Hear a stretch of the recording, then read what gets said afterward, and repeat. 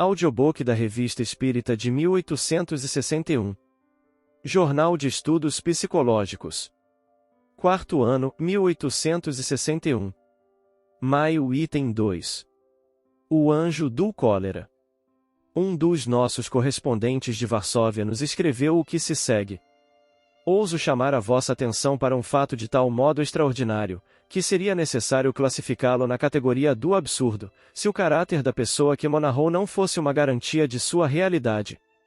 Nós todos que conhecemos do Espiritismo tudo o que, por vós, foi tão judiciosamente tratado, o que quer dizer que cremos bem compreendê-lo, não encontramos explicação para esse fato, e o entrego à vossa apreciação, rogando-vos me perdoar o tempo que vos faço perder em lê-lo, se não o julgardes digno de um exame mais sério.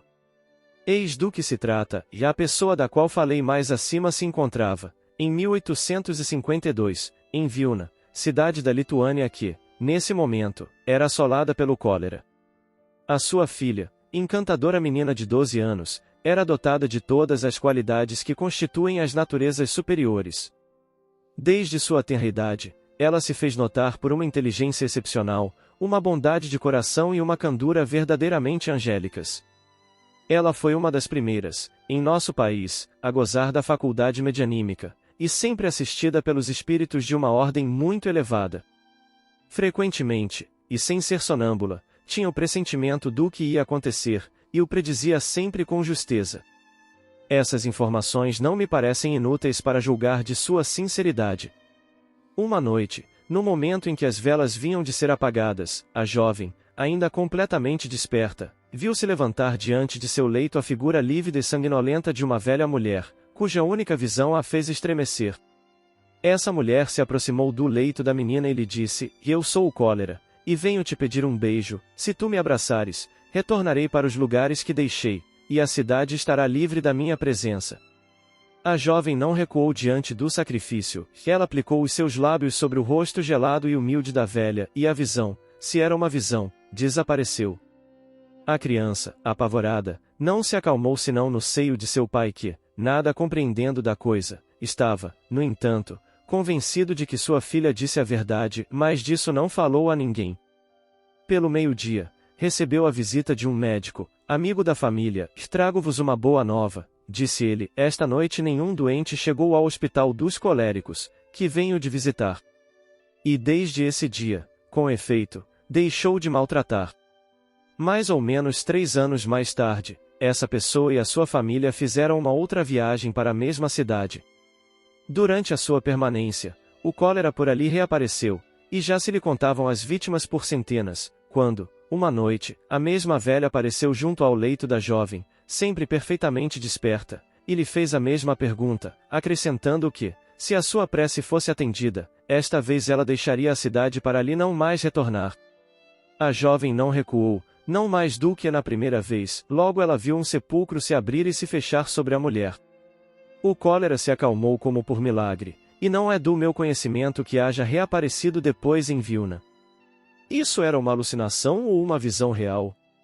Eu o ignoro, tudo o que posso certificar é que não posso duvidar da sinceridade da jovem e de seus pais. Esse fato é, com efeito, muito singular. Os incrédulos não faltarão para dizerem que é uma alucinação, mas lhe seria, provavelmente, mais difícil explicar essa coincidência com um fato material que nada podia fazer prever. Uma primeira vez, isso poderia ser colocado por conta do acaso, essa maneira tão cômoda de se passar sobre o que não se compreende, mas as duas repetições diferentes, e em condições idênticas, era mais extraordinária. Em admitindo o fato da aparição, resta saber o que era essa mulher. Era realmente o anjo exterminador do cólera? Os flagelos estariam personificados em certos espíritos encarregados de provocá-los ou de acalmá-los? Poder-se-ia crê-lo vendo aquele desaparecer pela vontade dessa mulher, mas, então, por que dirigir-se a essa criança, estranha à cidade, e como um beijo de sua parte poderia ter essa influência? Embora o Espiritismo já nos haja dado a chave de muitas coisas, ainda não nos disse a sua última palavra, e, no caso que se trata, a última hipótese nada tinha de positivamente absurda. Confessamos que, à primeira vista, pendemos bastante desse lado, não vendo no fato o caráter de uma verdadeira alucinação, mas com uma palavra os espíritos vieram derrubar a nossa suposição.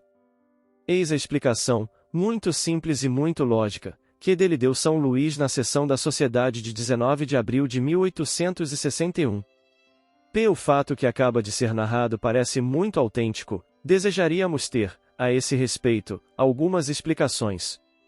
Poderíeis, de início, nos dizer quem era essa mulher que apareceu à jovem e disse ser o cólera?